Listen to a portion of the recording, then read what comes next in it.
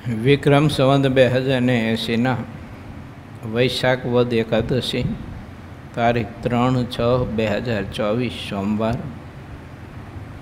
વાલા ભક્તો, આજે અપરા એકાદશી છે, માટે આજના પવિત્ર એકાદશીના દિવસે મારા તથા સમગ્ર સંત મંડળના ભાવથી આપ સમગ્ર ભક્તજનોને જય સ્વામિનારાયણ.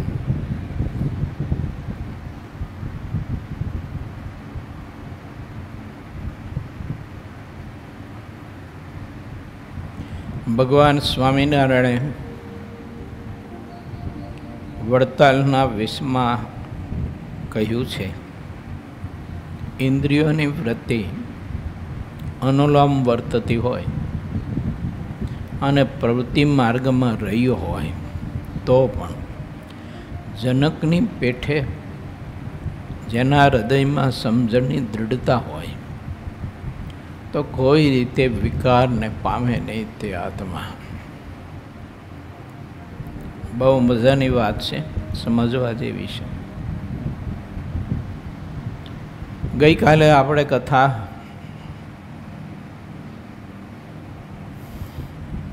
સિદ્ધાનંદ સ્વામીની કલમે લખાયેલી 20મા પૂરના 14મા તરંગની 8મી ચોપાઈ સુધી કથા લીધી હતી. સ્વામી એમાં બતાવ્યું હતું કે આસ્તિકતા સુખનું મૂળ છે, જ્યારે નાસ્તિકતા એ દુઃખનું મૂળ છે.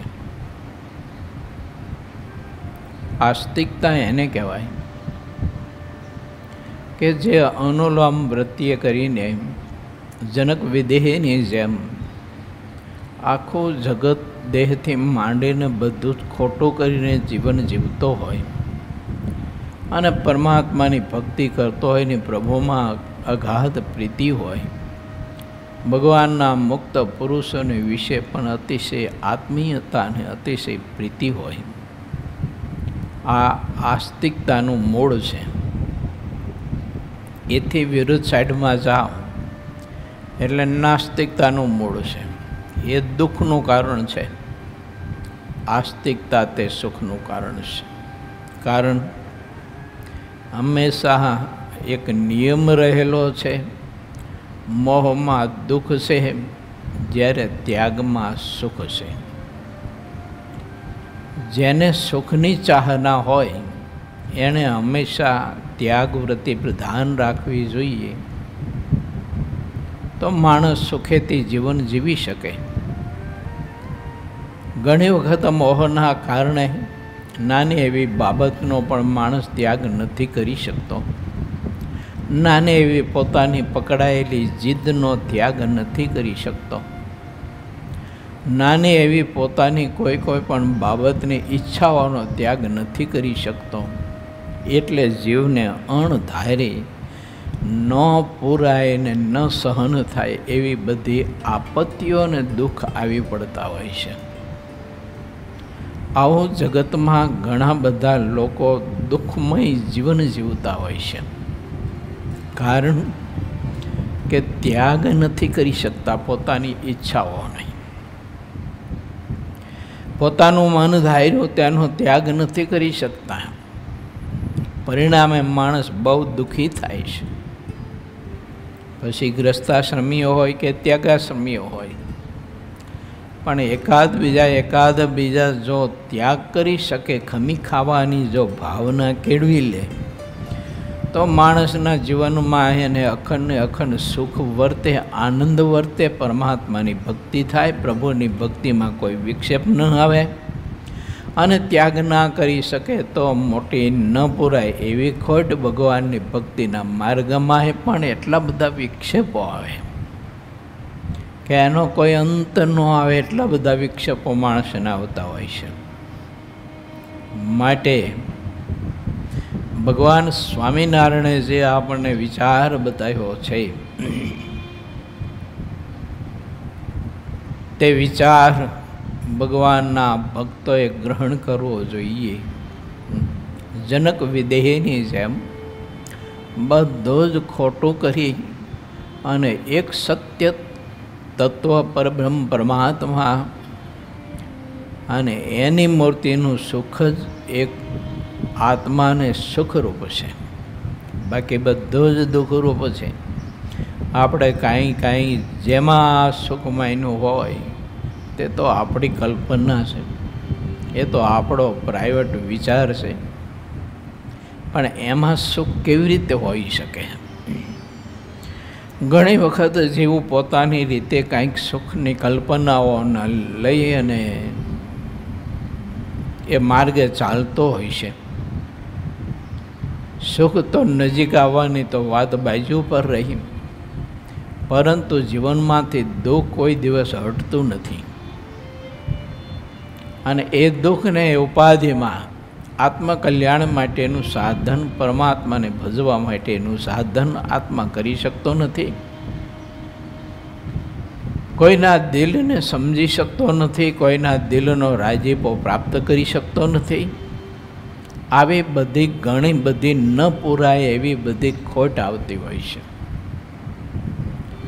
અને એટલે સિદ્ધાનંદ સ્વામી આપણને બતાવ્યું છે કે આસ્તિકતા તે સુખનું મૂળ છે. તો આપણામાં આસ્તિકતા કેવી રીતે આવે?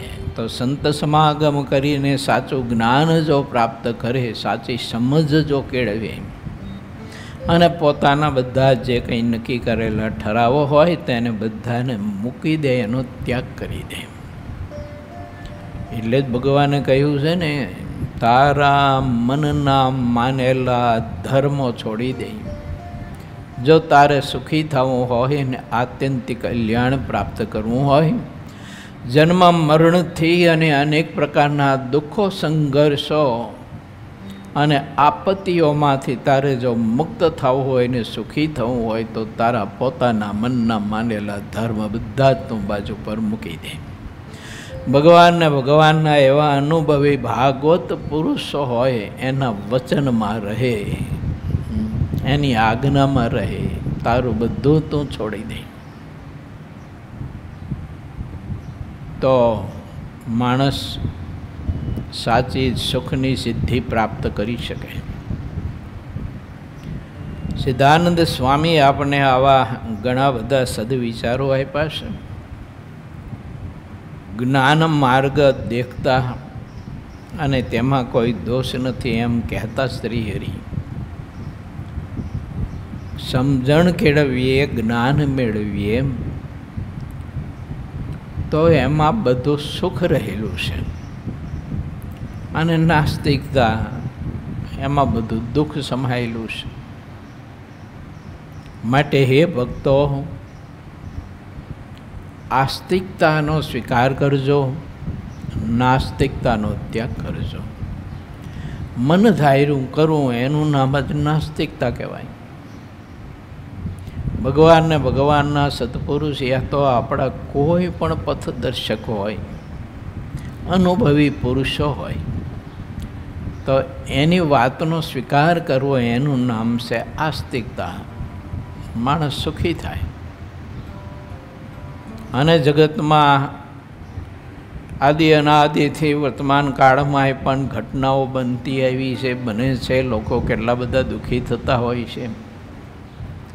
ઘણીવાર અનુભવી લોકોએ અમુક લોકોને માર્ગ બતાવ્યો હોય છે, બાહે આ માર્ગથી પાછો વળ, આ ખોટું થઈ રહ્યું છે. તને સુખ દેખાય છે, પરંતુ તે ઝાંઝવાના સરોવર છે, એ નીર નથી. અને તું ઝાંઝવાના તરંગોને નીરના તરંગો માનીને એ તરફ તું દોટ દઈ રહ્યો છું. એ કેવળ ને કેવળ દુઃખ જ છે, એમાં કોઈ સુખ નથી. એટલે ભગવાનની મૂર્તિના સુખની ઈચ્છાઓને બાજુ પર મૂકીને પરમાત્માના સંબંધ બાંધવાની ઈચ્છાઓને બાજુ પર મૂકીને જે કાંઈ આપણે ઈચ્છાઓ કરીએ છીએ તે બધા જ ઝાંઝવાના નીરના તરંગો જોઈ અને આપણે જળની આશા બાંધી અને દોટ દીધા કરીએ છીએ. માણસ થાકી જાય ને આપી જાય એટલો બધો દોડે છે. પણ જેમ જેમ દોડતો જાય તેમ તેમ ઝાંઝવાના નીરના જે સરોવર છે તે દૂર ને દૂર દૂર ને દૂર દૂર ને દૂર દેખાતું જાય. એને કોઈ આંબી શક્યું નથી, હજી સુધી ત્યાં કોઈ પહોંચી શક્યું નથી, ગતિ કરી શક્યું નથી. માટે અક્ષરાધિપતિ પરમાત્મા પરબ્રહ્મ પુરુષોત્તમ નારાયણ અને એના મહામુક્ત પુરુષો અને એના સંબંધમાં ને એની આજ્ઞામાં ને એની મરજીમાં ને એના સમૂહમાં જે આત્માને આનંદ અને સુખ છે, તે આનંદ અને તે સુખ પોતાની રીતે નક્કી કરેલા કોઈ ટોળામાં, પોતાના નક્કી કરેલા કોઈ સમૂહમાં માણસને રંજ માત્ર સુખ નથી, એમાં કોઈ પ્રકારનો આનંદ નથી, એમાં કોઈ પ્રકારની પ્રાપ્તિ નથી. ઘણી વખત પોતાની રીતે નક્કી કરેલું મિત્ર મંડળ ઘણું બધું ઊભું કર્યું હોય છે અને મિત્ર મંડળના સમૂહમાં રહેતો હોય છે, પણ માણસ કેટલો બધો પારાવાર દુઃખી હોય છે. ભાગવતજીમાં કંસની કથા છે. એનું ઘણું બધું જ સાગરિત ને મિત્ર મંડળ ને પ્રધાન મંડળ ને બીજું ને ત્રીજું બધું ઘણું હતું. ઓલા બધા આને ખુશામતી કરી કરી એને ઠોલી ખાતા હતા, એ આને ખબર નહોતી. આવી ભાગવતમાં કથા છે. બીજા ઇતર પુરાણોમાં પણ ઘણા રાજા મહારાજાઓની, સમ્રાટોની, શેઠ સાહુકારોની અને અન્યની બધી કથાઓ લખી છે કે પોતાની મેળાએ નક્કી કરેલો, પોતાનો માનેલો સમાજ એની બીચમાં રહી અને કંઈક કંઈક રાજાઓ અને સમ્રાટો બધા નષ્ટ અને ભ્રષ્ટ થઈ ગયા. માટે આપણે સૌ કોઈ વિચારીએ કે ભગવાનને, ભગવાનના સત્પુરુષ આપણને માર્ગ બતાવે તે માર્ગનો સ્વીકાર કરવો, એનું નામ છે આસ્તિકતા. હંમેશા સુખી થવું હોય જેને તેને આસ્તિકતાનો ઉપાસક બનવું અને નાસ્તિકતાને તિલાંજલિ આપી એનાથી દૂર રહેવું. નાસ્તિક ભાવ આપણામાં હોય કોઈ પ્રકારનો તો એને છોડવો. આપણું ધાર્યું કરવાનું, આપણે નક્કી કરેલા વિષયોમાં સુખ, આપણે નક્કી કરેલા સંબંધોમાં સુખ, આપણે નક્કી કરેલા પદાર્થો સ્વીકારવામાં સુખ માન્યું હોય તો એ નાસ્તિકતાનો ત્યાગ કરવો. વર્તમાન કાળમાં આવી નાસ્તિકતાના કારણે ઘણો બધો યુવાન સમાજ, ઘણો બધો વૃદ્ધ સમાજ, ઘણો બધો બાળ સમાજ, ઘણો બધો માનવ સમાજ દુઃખી થતો હોય છે. જગતમાં બહુ લોકો પીડા પામતા હોય છે. આવી તો બહુ વાતો છે. માટે ભગવાન સ્વામિનારાયણે આપણને સહુ કોઈને આ સદવિચાર આપ્યો છે.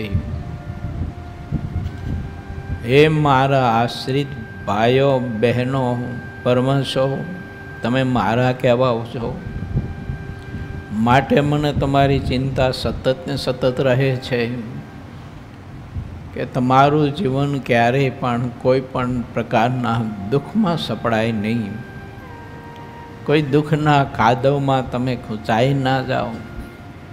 એના માટે તમે આસ્તિકતાનો માર્ગ પકડજો, આસ્તિકતા સ્વીકારજો અને નાસ્તિકતાનો ત્યાગ કરજો.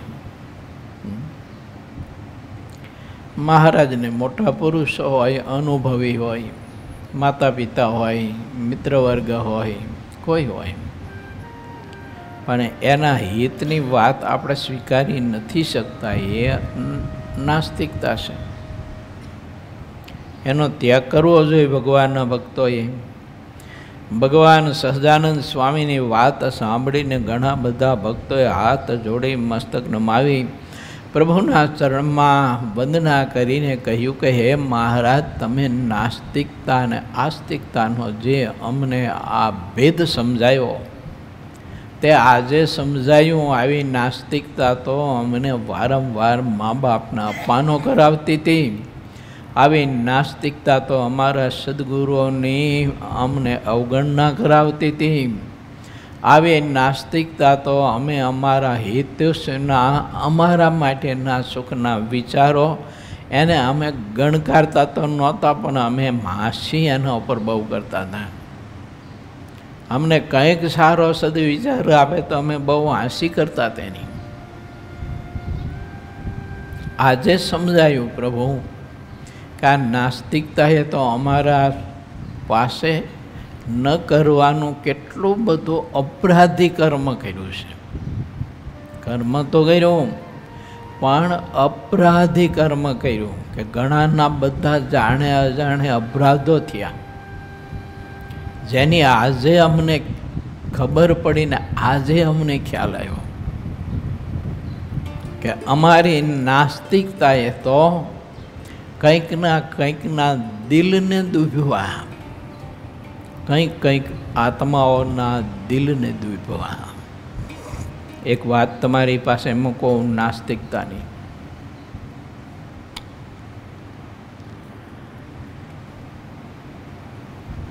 એક માતા હતી, પોતાના પુત્રને ખૂબ જ લાલન પાલન કરી અને આ ગરીબ માએ એ બાળકને ખૂબ જ ભણાવ્યો અને ગણાવ્યો. પોતે પેટે પાટા બાંધી અને પોતે ભૂખી રહીને પણ એને ભોજન કરાવ્યા, એને અભ્યાસ કરાવ્યો.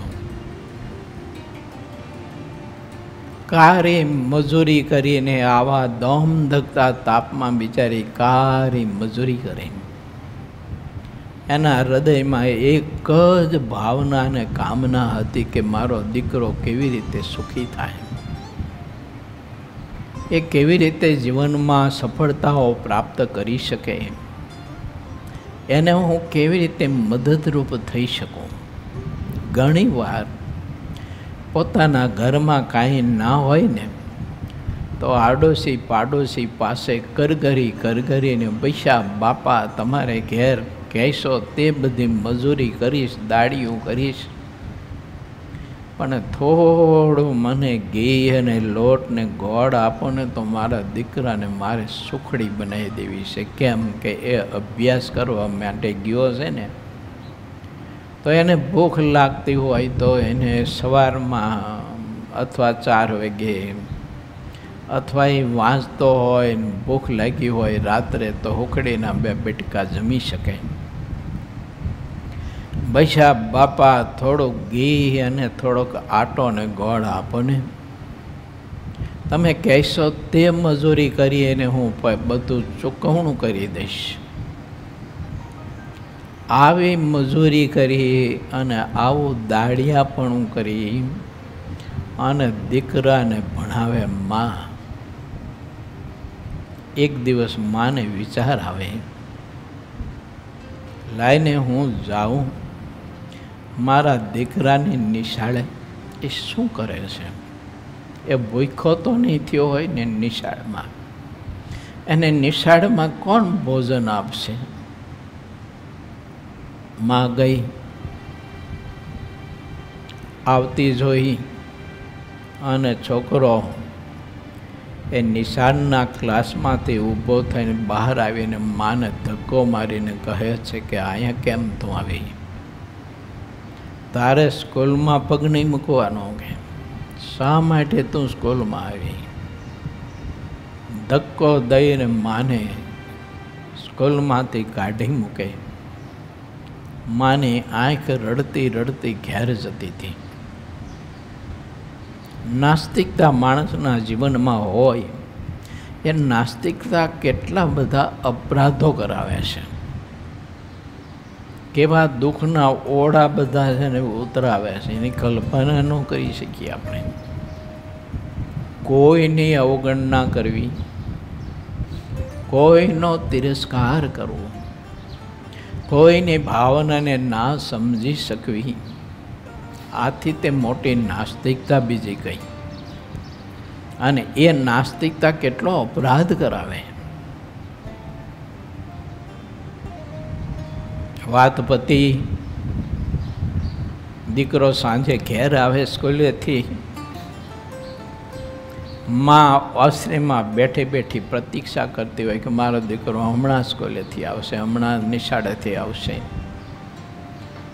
એના માટે ભાખરી, શાક, ખીચડી જે કંઈ મજૂરી કરી અને મેળવું હોય તેમાંથી બનાવી અને મારો દીકરો ભૂખ્યો થયો હોય છે એને જમાડવા માટે માં પોતે પ્રતીક્ષા કરતી હોય. છોકરો આવે, આય આય બેટા આય. ભાવથી, પ્રેમથી માં એને ખીચડી, શાક, ભાખરી કે રોટલો જે બનાવ્યો હોય તે એ પીરસીને પાસે બેઠી બેઠી જમાડે. જમાડતી જમાડતી મીઠી મીઠી ભલામણ કરતી હોય કે બેટા હું તો વિધવા છું, હું તો ગરીબ છું, પણ દીકરા તું ભણવામાં ખૂબ જ મહેનત કરશે, જેણે કરીને તારે ગરીબાઈ ન જોવી જોઈએ. મેં તો ગરીબાઈમાં મારી જિંદગી આખી બધી એમાં વ્યતીત કરી છે, પણ બેટા તારી સામે ગરીબાઈ ન આવી શકે, હિંમત ગરીબાઈ ન કરે એવો અભ્યાસ કરશે. બાળકને જમાડે, માં ભૂખી રહે. રાત્રે ગોદડો ઓઢીને માં દુઃખની વેદનામાં એકલી એકલી રડી લે. બાળકને એનો અણસાર પણ આવવા ન દે દુઃખની વેદનાનો. આ કેવું દિલ હશે તમે કલ્પના કરો. એમ કરતા કરતા બાળક સ્કૂલનો અભ્યાસ પૂરો કરી કોલેજનો અભ્યાસ કરે. કોલેજનો અભ્યાસ પૂરો થાય, સારી એવી પોસ્ટો પર ફરજ બજાવે, ઘણી બધી ધન સંપત્તિ કમાયો, સારું એવું મકાન બાંધ્યું, પોતાની રીતે લગ્ન ગ્રંથિથી કોઈ સ્ત્રીની સાથે ગ્રસ્તાશ્રમમાં જોડાયો, સારી એવી આવક હતી, જોબ કરતો તો ઊંચી પોસ્ટ હતી, પગાર બહુ સારો હતો. ખાઈ પી અને પત્નીની સાથે ખૂબ આનંદ કિલોલ કરે. અને આ બાજુ માં એક નાના એવા મકાનમાં અને એવી દુઃખદ પરિસ્થિતિમાં બિચારી ઝોલા ખાતી હતી. અને માં સ્વપ્નમાં યાદ નથી આવતી. અને માને સ્વપ્નમાં એ પુત્ર ભૂલાતો નથી.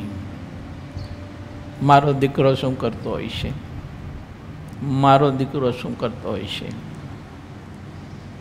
માને એક દિવસ થયું, ઘણો સમય થઈ ગયો, દીકરાએ લગ્ન કરી લીધા, નવોઢા પુત્ર વધુ આવી. મારા દીકરાને હું મળવા તો જાઉં, કેમ હશે, એને કોઈ તકલીફ તો નહીં હોય ને, કોઈ દુઃખ તો નહીં હોય ને, સુખેથી જીવન તો જીવતો હશે ને. માં પ્રેમનો સાગર લઈ અને દીકરાના ઘર ભવનના આંગણામાં પગ મૂકે અને એનો દીકરો બરોબર એ ઘરના આંગણામાં એ ઝેર પાસે ઊભેલો માને આવતી જોઈ અને એવો તાડુકો, તને ખબર નથી તે દિવસે હું નિશાળમાં ભણતો તો તે દિવસે મેં તને ના કહી હતી કે તારે મને કદી પણ મળવા નહીં આવવાનું. કેમ? તો કે તું એક આંખે કાણી છું ને એટલે લોકો મને ખીજવે.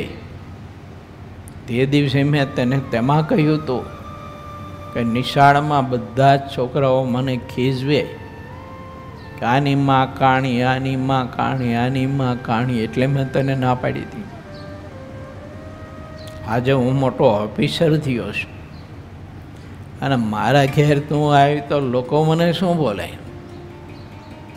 નીકળી જા, હટ પાછી. માં રડતી રડતી રડતી ઘેર પાછી આવે. વેદના, દુઃખ ને ગરીબાઈ, પરિસ્થિતિ એ તો મારા બાપ પરમાત્માએ જેને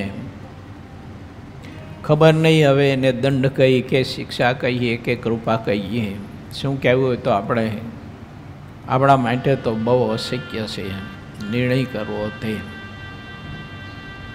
વેદનામાં ને વેદનામાં માનું શરીર કાયમને માટે ઢળી પડ્યું.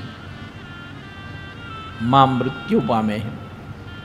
ગામના લોકોને સમાચાર મળે. એના પુત્રને સમાચાર આપે ગામના લોકો.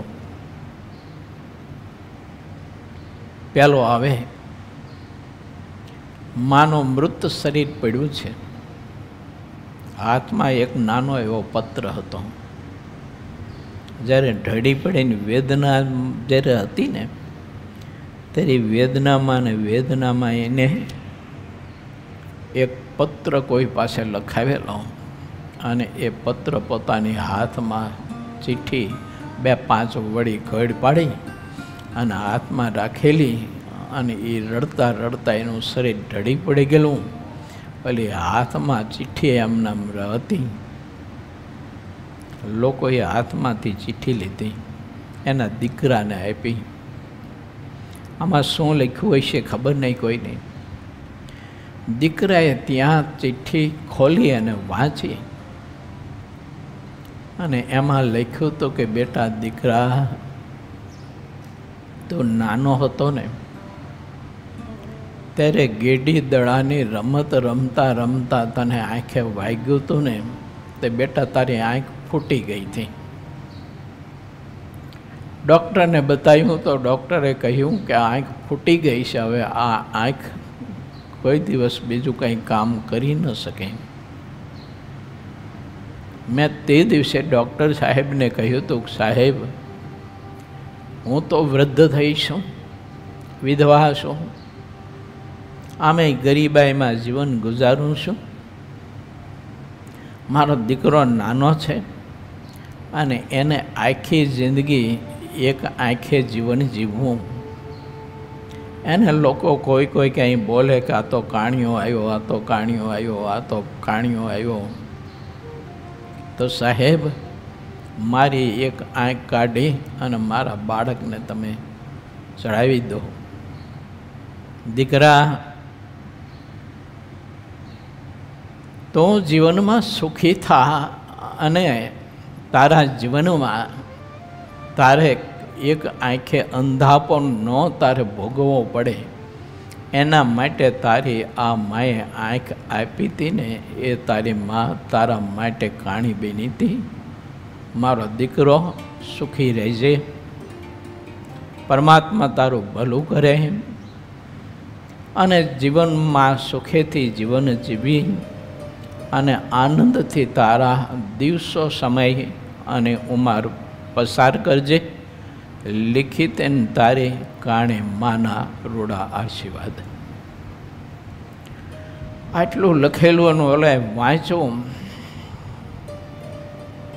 પછી તો ધરતી નીચે સરકવા લાગી. લોકોને એમ થયું કે આ શું ચિઠ્ઠી વાંચીને સાહેબ આવા કેમ હાવ બાવરાથી જે ઢીલા થઈ ગયા, કેમ દુઃખી થઈ ગયા. લોકોએ પૂછ્યું સાહેબ શું થયું? માની મૃત્યુની વેદના આટલી બધી, એને માની મૃત્યુની વેદના ક્યાં હતી? એના અભિમાને, એની અણ આવડતે, એની નાસ્તિકતાએ એની માની લાગણીને પ્રેમને ન સમજવા દીધી ને એટલે એનો અહમ અને એની નાસ્તિકતા એને રડાવતી હતી કે હવે તારા માટે રડવા સિવાય કશું જ નથી. અને તમે જો નાસ્તિકના ઉપાસક થઈશું, અહંકારના ઉપાસક થઈશું, માનાધિક દોષના ઉપાસક થઈશું, અને આપણા પ્રત્યેની જેને લાગણી હોય એના દિલને જો આપણે નહીં સમજી શકીએ તો જીવંત પર્યંત છેલ્લા શ્વાસ સુધી તે અહંકાર, એ નાસ્તિકતા આપણે રડાવતી રહેશે. એને કોઈ સંપત્તિ હશે ઘણી બધી, પણ સુખ નહીં હોય. આ સાહેબને પોતાના મકાનમાં સ્મશાન જેવું બધું વેરાન લાગતું હતું. એની નાસ્તિકતાએ એની જિંદગીને, એના સુખને બધું રોડી નાખ્યું. હવે એને કોઈ બોલવા માટે શબ્દ નહોતો. લોકોને શું કહેવું? કોઈ લોકો આવીને પૂછે, સાહેબ કેમ આટલા બધા દુઃખી છો? આ ઘટનાની કોઈને ખબર ના હોય ને, એટલે લોકો આવે, સાહેબ આટલા બધા કેમ દુઃખી છો? સાહેબ પાસે દુઃખનું કારણ કહેવાનો કોઈ પ્રત્યુત્તર નહોતો, જવાબ નહોતો, શબ્દ નહોતો કે કેમ કહી શકે કે મારી નાસ્તિકતા અને મારા અહમે આજે મારી જિંદગી બધી રોડી નાખી. અને એટલે ભગવાન સ્વામિનારાયણ કહે છે કે હે મારા આશ્રિત ભક્તજનો, પરમહંસો, ગ્રસ્તો, બહેનો, ભાઈઓ,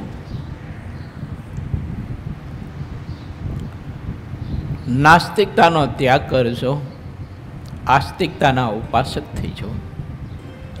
સાચા સંતનો સમાગમ કરી અને મારા બાપ જ્ઞાન મેળવજો. નહીંતર તમારી નાસ્તિકતા ખબર નહીં. કંસ જેવા કંસની નાસ્તિકતાએ એક દિવસે એને પણ રંગમંચ મંડપમાં ધૂળ ચાટતો કરી દીધો. કૂતરાના મોતે મરવાનો વારો આવ્યો. રાવણ જેવી શક્તિની નાસ્તિકતા એ મંદોદરી જેવું દિલ અને વિભીષણ જેવું દિલ એને સમજવા ન દીધું. ધૃતરાષ્ટ્ર અને દુર્યોધનની નાસ્તિકતાએ વિદુર જેવા દિલને સમજવા ન દીધું અને સુખ અને સંતથી હંમેશા એને વિખૂટા રાખ્યા. એક વાત હું તમે નોંધ લઈએ આ કથાથી.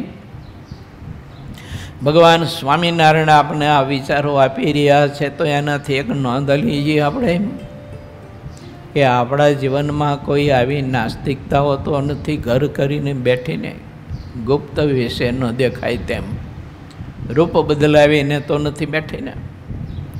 ઘણીવાર નાસ્તિકતા રૂપ બદલાવીને બેઠી હોય ને તમે ઓળખી ન શકીએ, અને નાસ્તિકતાને આપણે પોતાની માનીએ કે આ જ સુખરૂપ છે. અદ્ભુત વિચારો છે. એટલે મેં આ કથા ગઈકાલ 7મી ચોપાઈ સુધીની લઈ અને અટકાવી હતી. બહુ મજાની સમજવા જેવી કથા મારે ને તમારે બધાને પરમાત્મા પ્રત્યે, સંત પ્રત્યે, આપણા હિતેશો પ્રત્યે આપણી નાસ્તિકતા આ સાહેબની જેમ આપણને રમાડતી તો નથી ને? વિચારીએ. બહુ અદ્ભુત વિચારો છે. કારણ કે આસ્તિકતા માર્ગનું સુખરૂપ ફળ મેળવવાનો છે તે સદબુદ્ધિવાળાને દેખાઈ આવે છે. આસ્તિકતા સુખ મેળવવાનો એક મહાધોરી માર્ગ છે, અને નાસ્તિકતાનો માર્ગ તો એ સ્મશાનનો અને જમપુરીનો માર્ગ છે. જોકે કુબુદ્ધિવાળા દેખતા હોય છે, છતાં તે આસ્તિકને માર્ગે ચાલી નથી શકતા. જેના જીવમાં જેવું બીજ હોય છે તેને તેવા માર્ગમાં ચાલવાની રુચિ થાય છે. આસ્તિક અથવા તો નાસ્તિક માર્ગમાં જે રુચિ છે તેને ઓળખવાથી તેના દિલમાં રહેલું બીજ જોઈ શકાય છે. અહીં ધર્મ સર્ગ અને અધર્મ સર્ગવાળા લોકો ઉત્પન્ન થતા જ રહે છે. બે તત્વો આ પૃથ્વી ઉપર આદિ અનાદિથી છે. બાપ એક જ છે, માં જુદી છે. આ સૃષ્ટિના સર્જનથી માનીએ આપણે તો કશ્યપ, દિતિ, અદિતિ અને ધનુ. ધનુના તો બધા નાગ લોકો થયા, એટલે એ તો આખો વિભાગ જુદો છે. હવે કશ્યપ ઋષિની બે પત્ની દિતિ ને અદિતિ એના સંતાનો છે. દિતિના બધા દૈત્યો, અદિતિના બધા દેવો. આસ્તિક ને નાસ્તિક આ આદિ અનાદિથી છે. માટે વિચારવું કે આપણે દિતિના કે અદિતિના બાપ તો એક જ છે, પરબ્રહ્મ પરમાત્મા. એને જ આ સૃષ્ટિની રચના કરી છે. બધામાં પરમાત્માએ શક્તિ આપી છે. નાસ્તિકની આપી છે, આસ્તિકની આપી છે. પરમાત્માએ બધાને બધું જ આપ્યું છે. શરીર આપ્યું છે, ઇન્દ્રિયો આપી છે, અંતકરણ આપ્યા છે, એના દેવતા આપ્યા છે. એ શરીરમાં ચેતના શક્તિ આપી છે. એને જીવન જીવવા માટેના બધા સદવિચારો, બુદ્ધિ, આ તે બધું જ ઠાકોરજી આપ્યું છે. પરંતુ અંતર છુપી રહેલી નાસ્તિકતા ઘણીવાર પરમાત્માએ આપેલી આ બધી શક્તિનો ઉપયોગ પોતાનું કલ્યાણ બગડે અને પોતાને ઘોર નરકમાં જઈ અને યમના દૂતોનો અનેક પ્રકારનો માર ખાય અને જન્મ મરણના ફેરામાં એને ભટકાવ્યા કરે. નાસ્તિકતાનું સ્વરૂપ એટલું બધું સૂક્ષ્મ હોય છે, તે જેનામાં હોય તે પકડી નથી શકતો, અને એને જ પોતે આસ્તિકતા માનતો હોય છે, એને સુખ માનતો હોય છે, અને એને સારા વિચારો માનતો હોય છે, અને એને જ પોતાને સમજાતું હોય છે કે હું માનું છું, હું સમજું છું, એ જ સત્ય છે. બાકી આ લોકોને તો કાંઈ ખબર નથી પડતી. આમનામાં તો કાંઈ જ્ઞાન જ નથી, કંઈ સમજ નથી. એ આસ્તિકતા અંદર રહી અને જીવ પાસે કંઈક આવા તોફાન કરાવતી હોય છે. માટે મહારાજ કહે છે કે મારો આશ્રિત જનક વિદેહની જેમ થોડીક સમજણ કેળવતો થાય, પર્વત બાપાની જેમ થોડીક સમજણ કેળવતો થાય, દાદા ખાચરની જેમ યોગીરાજ ગોપાળાનંદ સ્વામીની જેમ, સત્સંગની મા મુક્તાનંદ સ્વામીની જેમ, યતિરાજ કવિ શ્રેષ્ઠ ભારત દેશનો એક મહાવિરાટ અને સમ્રાટ કવિ બ્રહ્માનંદ સ્વામી, આ બધા મહાપુરુષોએ આપણને જે વિચારો આપ્યા છે એને સમજવા માટેનો પ્રયત્ન કરીએ તો આપણી નાસ્તિકતા દૂર થશે. નહીતર પછી ખબર નહીં કે નાસ્તિકતા રૂપી અધર્મ માણસને કેવી પીડાઓ ઊભી કરશે, દુઃખી કરશે, એની કોઈ કલ્પના નહીં કરી શકે. માટે આસ્તિક મનુષ્યના સમુદાયમાં કદાચ નાસ્તિક મનુષ્ય દેહ ધરે છે તો તે નાસ્તિક મનુષ્યના સમૂહમાં પણ આસ્તિક થઈને જઈ રહે છે ખરો. નાસ્તિક માણસ કોઈ આસ્તિક ભગવાનના ભક્તોના સંગમાં બોઇલમાં કદાચ આવી પડ્યો હોય અને થોડો સમય કદાચ એ સમૂહમાં જો રહ્યો હોય તો એનો પ્રભાવ તો છે જ એટલો આસ્તિક સમાજનો કે ઓલાની નાસ્તિકતાને પણ આસ્તિકતામાં બદલી નાખે.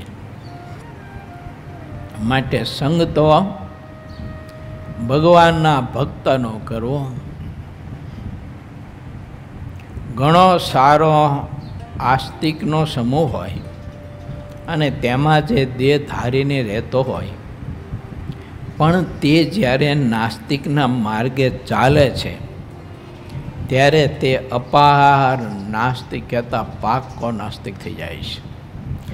ઘણા બધા ભગવાનના ભક્તના સમૂહમાં રહીને પણ ઉપાસના નાસ્તિકતાની કરતા હોય છે.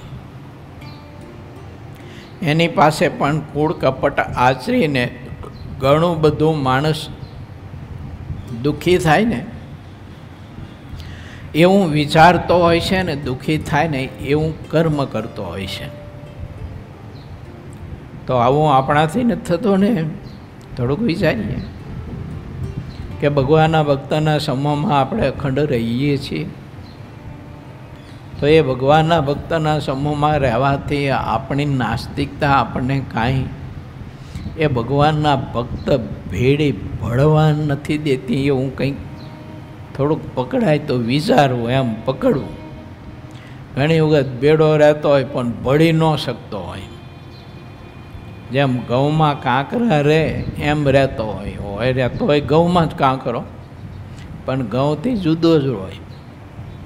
અને એ ઘઉં દળીને જે કંઈ ખાય તો એ બધાને એ કાંકરાની કાંકરી છે ને એ ભોજનનું સુખ લેવા ન દે, ભલે દળાઈ જઈ હોય. નાસ્તિકતા હાવ દળાઈ ગઈ હોય ને પણ તોય આપણને ભોજનનું સુખ લેવા ન દે, એ ભજનનું સુખ ન લેવા દે નાસ્તિકતા. કારણ કે બધામાં છિદ્ર જોયા કરે, છિદ્ર બીજાને બતાવ્યા કરે, બીજાના અભાવ અવગુણ લીધા કરે, પોતે પોતાનું જોવે નહીં. નાસ્તિકતા સારા એવા ભગવાનના ભક્તના ભેળા રહેવા છતાંય પણ તે આત્માને સુખ નથી લેવા દેતી નાસ્તિકતા. તો આપણે વિચારીએ કે સર્વ અવતારી ભગવાન સ્વામિનારાયણ મહાપ્રભુએ દયા કરી અને આપણને આવા સંત ભક્તોના સમૂહમાં જ્યારે ભજન કરવા માટેનો યોગ આપ્યો હોય, જીવન જીવવાનો યોગ પરમાત્મા આપ્યો હોય, તો મારે તમારે વિચારવું જોઈએ કે અંદર રહેલી બહુ સૂક્ષ્મ સ્વરૂપ પકડીને બેઠેલી અને અનેક બહુરૂપી જે નાસ્તિકતા છે એ ભગવાનના ભક્તને વિશે આ પ્રીતિ કરવા નથી દેતી. શું કારણ છે, કેમ નથી થતી? આટલા સમયથી શું ભગવાનના ભક્તોમાં હેત નથી થતું, પ્રીતિ નથી થતી? ઘણા બધા જોઈએ આપણે જીવ તો રહેતા હોય ભગવાનના ખરેખર ભાગવત એવા પુરુષોના સમૂહમાં, પણ રહેતો એમ મેં કહ્યું તેમ ઘઉંમાં કાંકરો રહેતો એમ કોઈ સાથે ન પડી શકે. એટલે એકાદ ભગત તો એવા હોવા જોઈએ ને, કે એકાદ ભક્ત તો એવા હોવા જોઈએ ને કે એની સાથે આપણને પ્રીતિ થાય, હેત થાય, મન મેળ રહે અને આપણા સ્વભાવો, આપણી નાસ્તિકતા, આપણામાં રહેલી નબળાઈઓ એ આપણને કદાચ બતાવે તો આપણે એનો સ્વીકાર કરી શકીએ. એવું તો એકાદામાં તો પ્રીતિ થવી જોઈએ ને આપણને. પણ અંદર રહેલી નાસ્તિકતાને છાવરતો માણસ એ ન સમજી શકે, આસ્તિકતાનો એ સ્વીકાર ન કરી શકે. કારણ કે દૂધ પાઈ અને સર્પને મોટો કરી રહ્યો છે, એને જે ડંખ મારે એમ નાસ્તિકતાને માણસ છાવરતો હોય છે. એટલે ભગવાનના ભક્તની સાથે કોઈ આત્મીયતા કેળવાતી નથી, જીવ બંધાતો નથી, એને હેત પ્રીતિ થતી નથી અને પરિણામે એને વચન એનું મનાતું નથી. પછી સંસારનો માર્ગ હોય તો ભલે અને ભક્તિનો માર્ગ હોય તો પણ ભલે. ઘણા બધા પરિવારમાં એવી નાસ્તિકતા રહેતી હોય છે કે આખા પરિવારને દુઃખી કરતી હોય છે, તોય પોતાને તો શ્રેષ્ઠ જ તે નાસ્તિકતા માનતી હોય છે કે આ લોકો તો બધા અબુદ્ધ છે, આને કાંઈ સમજતા નથી આવડતું, મારી સાસુ, મારો સાસરો, આ એને તો કાંઈ અક્કલ જ નથી, જે કંઈ છે એ બધું મારામાં જ છે. આવી રીતે ઘણી વખત નાસ્તિકતા કોઈ જીવને ખબર નહીં કે એવો ઝભ્ભો પહેરાવી દેતી હોય છે કે જેને બીજું સ્વરૂપ દેખાતું નથી એને. માટે મારે તમારે વિચારવું કે આવું તો નથી થતું ને. જે મનુષ્ય જેવા માર્ગે ચાલે છે તે માર્ગના જેવું તેનું નામ થાય છે અને તેનું સુખરૂપ કે દુઃખરૂપ ફળ તે જેવા માર્ગે ચાલ્યો હોય તેવું જ તેને મળે છે. શ્રી હરિ આ રીતની ઘણી વાતો કરતા હતા. જેટલી મને યાદ રહી છે તેટલી હું કહું છું. શ્રી હરિના વર્ણી સંન્યાસી અને પરમહંસો જે હતા તે તો અપાર હતા.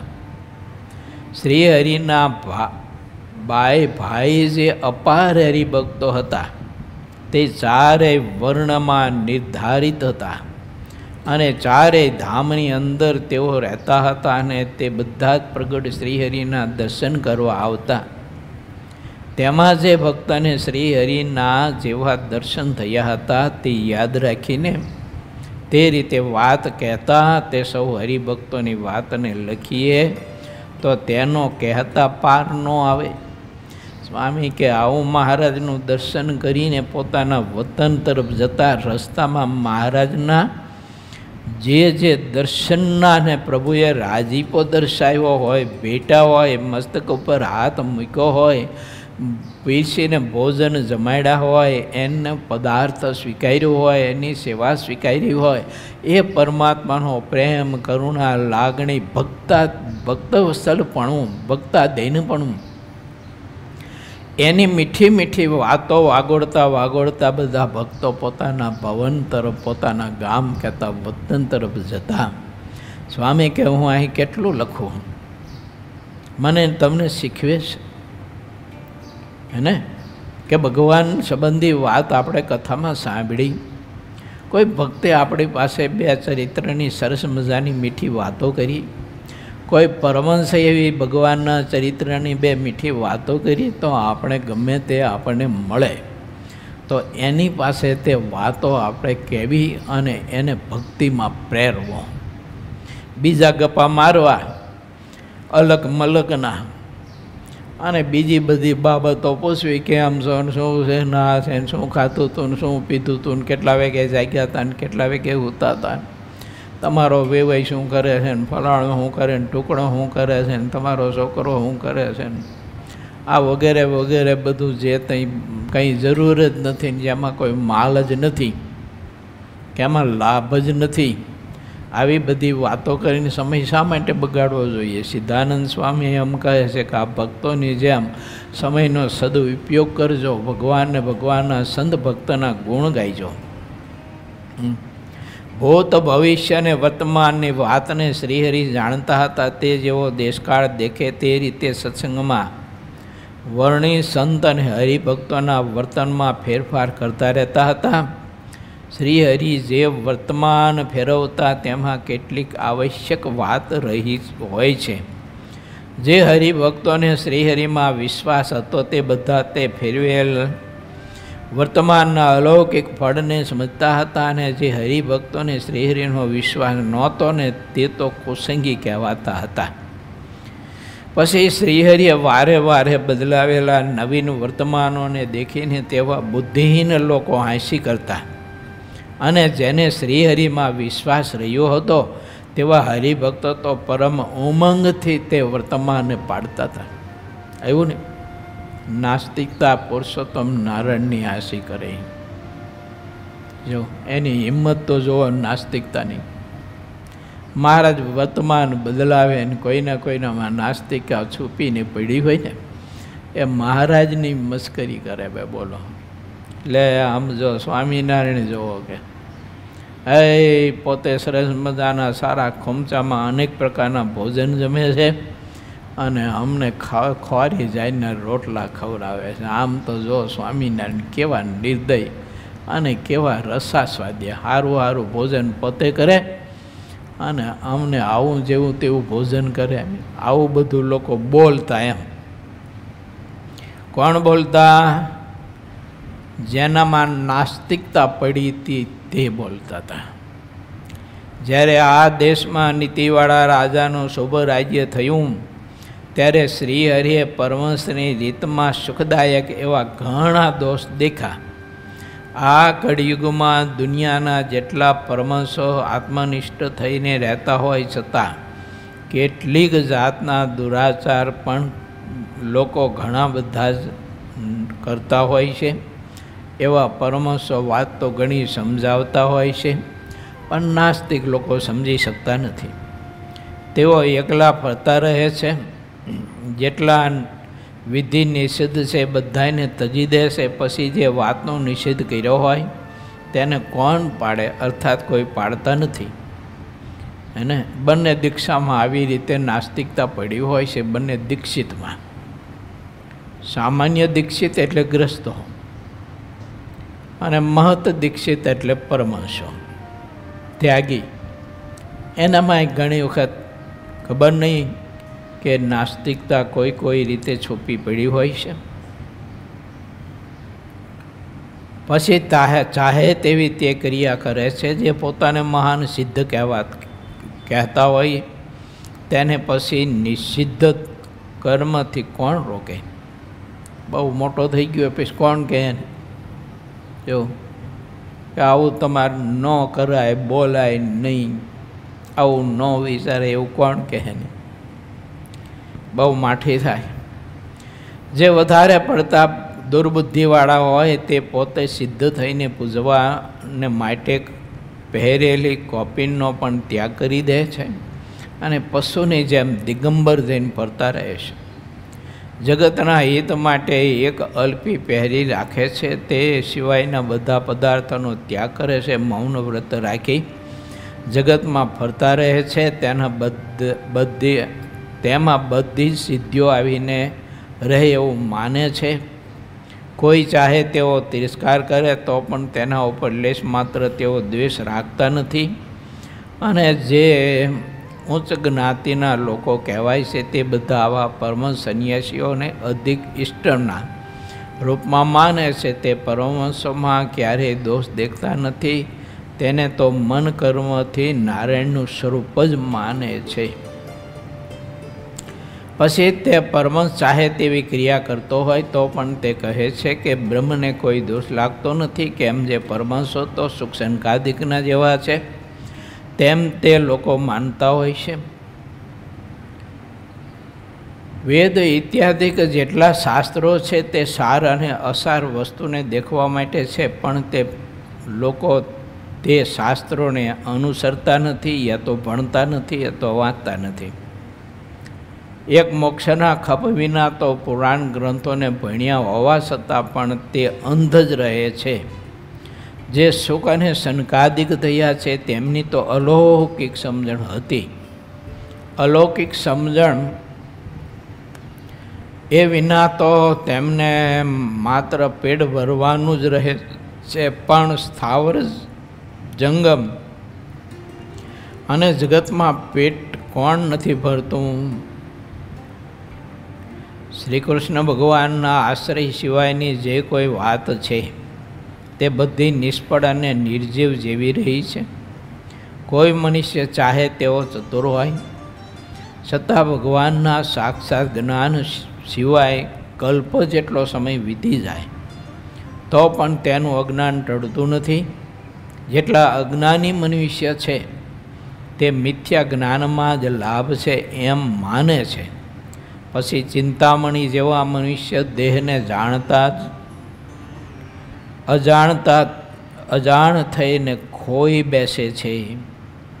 ઇતિ શ્રી સહજાનંદ સ્વામી શિષ્ય સિદ્ધાનંદ મુનિ વિરચિત શ્રી હરિચરિત્રામૃત સાગરના વિષપુરમાં સાચું જ્ઞાન અને ભગવાનના આશ્રય સિવાય બધી બાબતને નિર્થક કહી એ નામે 14મો તરંગ સમાપ્ત થયો.